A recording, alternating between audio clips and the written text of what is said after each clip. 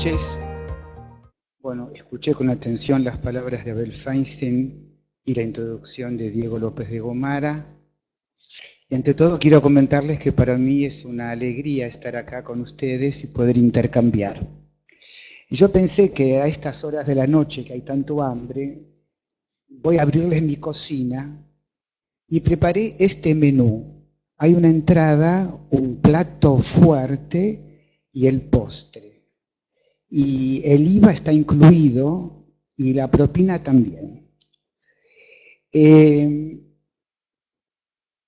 Cuando Diego López de Gomara me convocó a este encuentro sobre el síntoma en Freud, yo pensé, ¿cómo sería el síntoma en Freud en estos tiempos de tanta aceleración?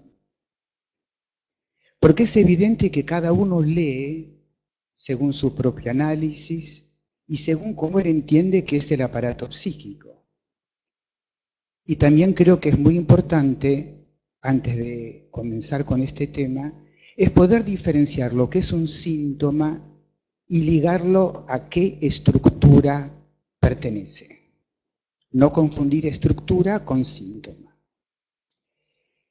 Si a mí me preguntarían cómo llamaría ahora el síntoma en estos momentos, en APA este año se ha convocado la tarea científica en derredor del tema el psicoanálisis en los tiempos de aceleración, diferenciando lo urgente de lo fundamental y fundante.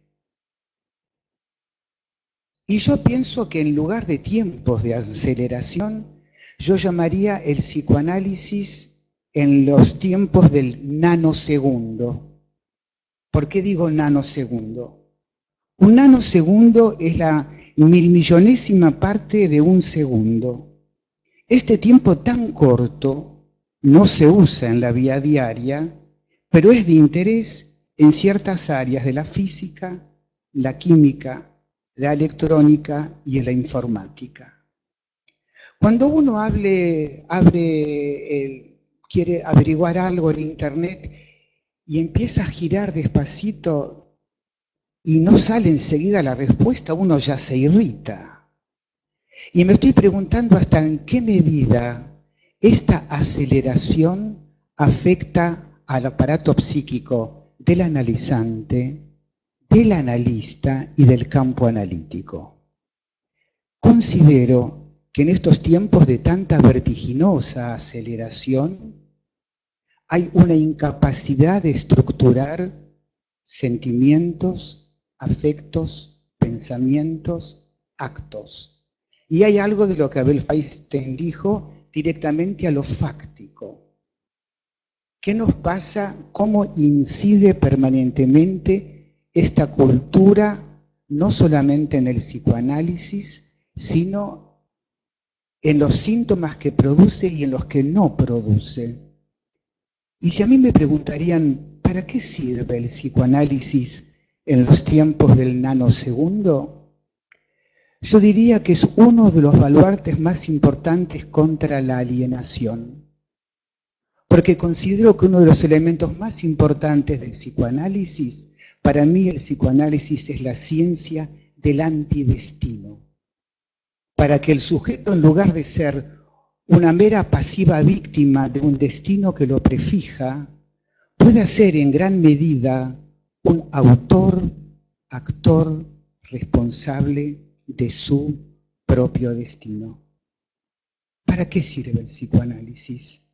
Básicamente es una lucha contra la no repetición, para que haya algo nuevo también en los tiempos del nanosegundo.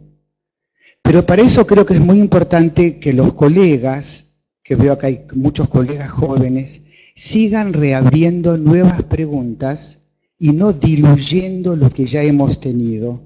Es una tarea, es un combate, porque no todo lo que acelera suma.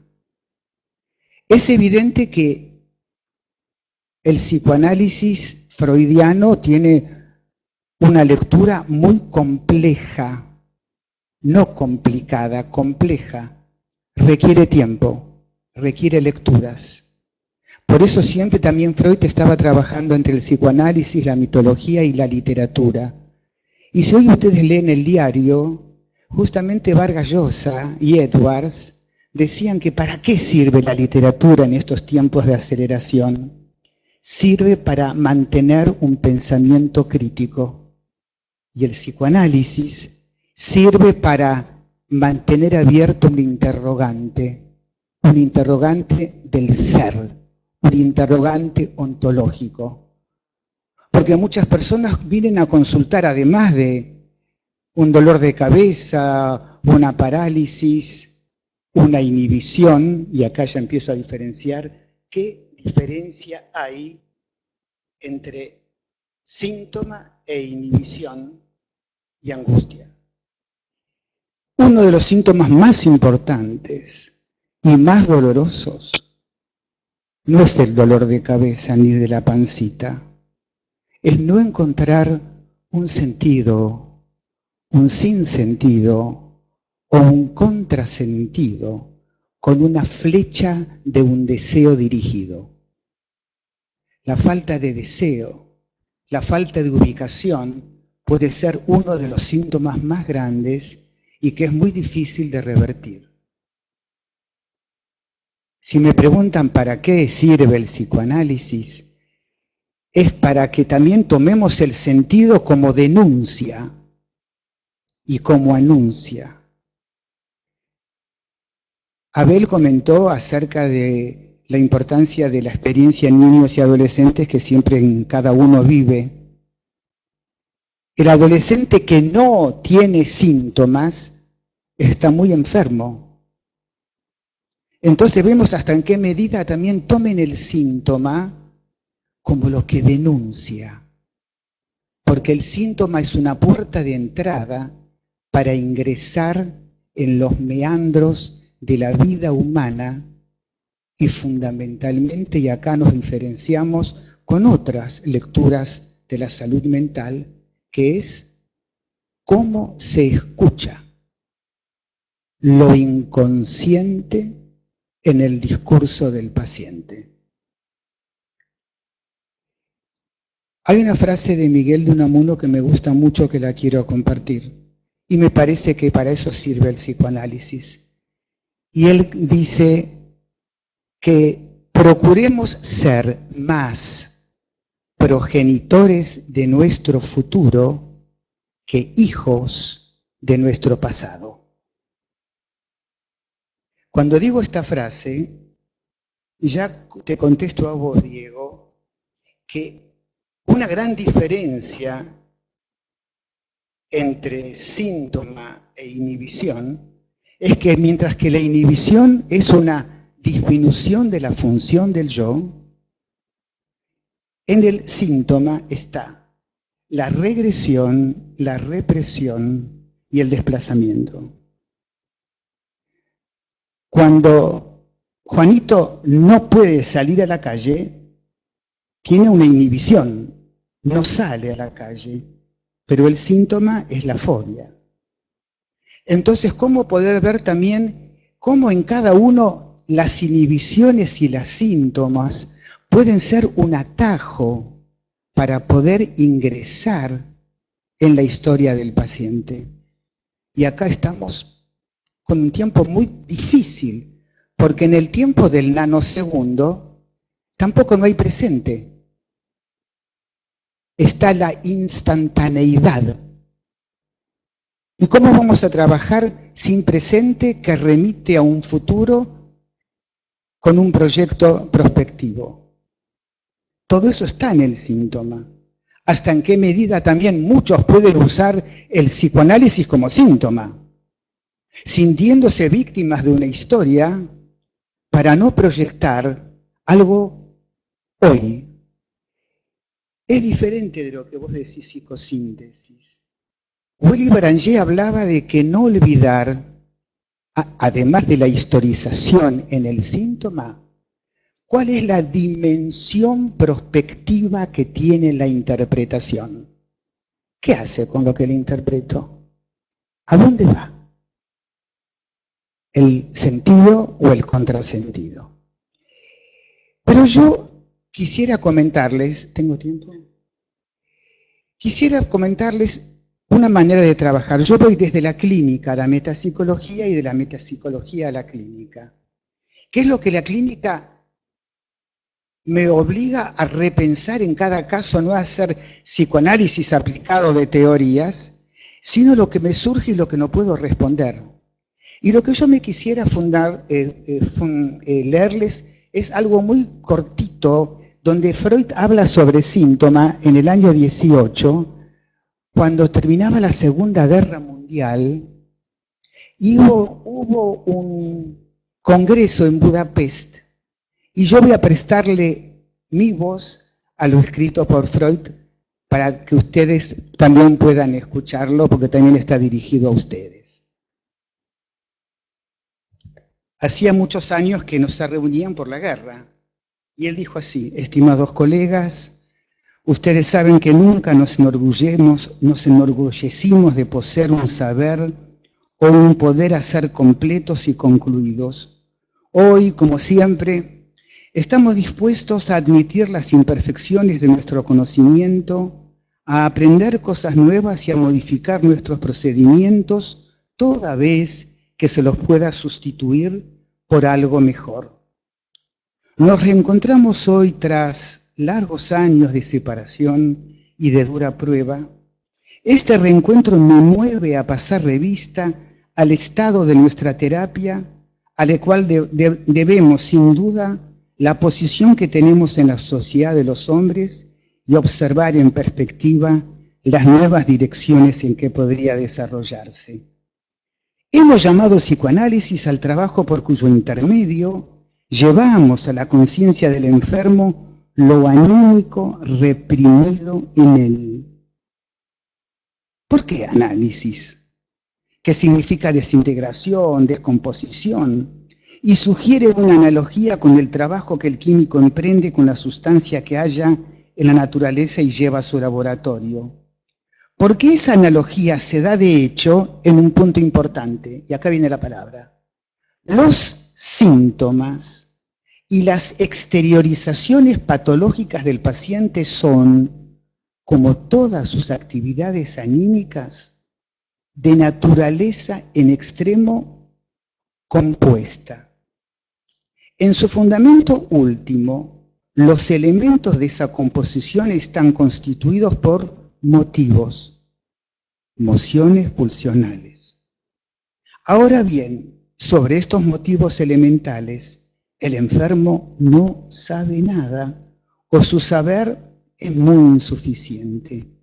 Le damos a conocer entonces la composición de esas formaciones anímicas de elevada complejidad, reconducimos los síntomas a las mociones pulsionales que los motivan, pesquisamos dentro de los síntomas esos motivos pulsionales desconocidos, hasta entonces para el enfermo, tal y como el químico separa la sustancia básica, el elemento químico, de la sal en que se había vuelto irreconocible por combinación con otros elementos, y aún respecto a las exteriorizaciones anímicas del enfermo, no consideradas patológicas, le mostramos que su motivación le era consciente solo de una manera incompleta, que otros motivos pulsionales, no discernidos por él, cooperaron en ella.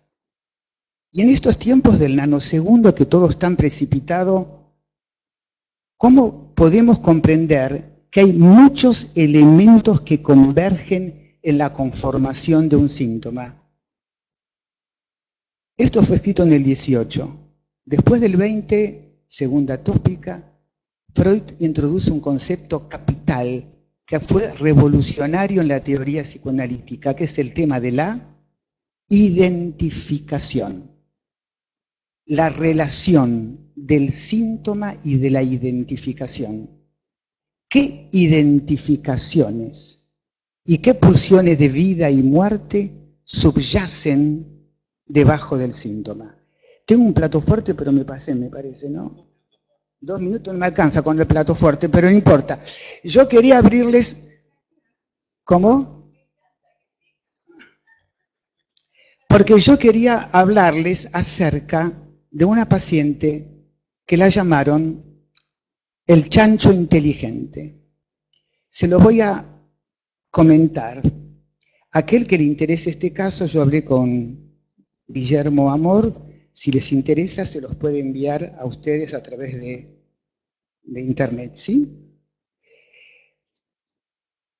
Este caso que lo conoce Abel, era una paciente que tenía 18 años, que tenía 28 kilos de más y que quería ir al extranjero a hacer un estudio. Pero no sabía si ir o no ir, porque otro elemento muy importante que hay en los síntomas es el tiempo de la resignificación, que esto es un concepto bien analítico. Resignificación es que aquello que ha dejado ciertos mojones, traumas, lo no hablado en tiempos de niños, un cambio corporal, sale a la luz de una manera caótica. Se resignifica. Resignifica es aquello que no ha tenido significación otrora, sale a la luz de una manera caótica. Por eso sostengo que lo que se silencia en la infancia suele manifestarse a gritos en la adolescencia y en la menopausia. O sea que en un síntoma está toda la historia. Y está toda la historia que gracias a ese síntoma que grita, aquello que ha sido reprimido y escindido puede entrar a integrarse. Les comento, porque esta paciente se llamaba Amalia, y el papá tenía una mamá llamada Amalia Sonia, que había fallecido cuando él tenía 13 años, y a él le había quedado una relación muy conflictiva con esa madre, inconscientemente, ustedes, hasta Diego, Abel y yo, nacemos antes de nuestro nacimiento biológico. Nacemos en los deseos o no deseos de nuestros padres. Entonces uno ya viene con una impronta de modelos identificatorios que preceden a nuestro nacimiento, y cuando esto tiene mucha impronta, dejan sus marcas y no permite una libertad propia. Ella ponía Amalia S. y el papá le obligaba a que le ponga Amalia Sonia. Y ella decía, yo no quiero ponerme Amalia Sonia, yo soy Amalia S.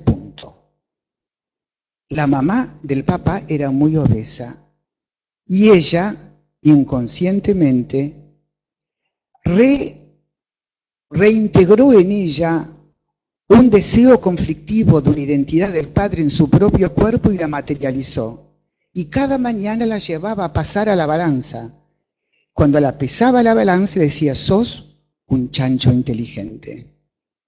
Bueno, esto sigue para mostrar un poco cómo se forman síntomas. Hay una multiplicidad de factores. Uno de los factores muy importantes es la gravitación de las identificaciones en la construcción de un síntoma, pero si sigo hablando voy a ser síntoma. Bueno, muchísimas gracias, Abel.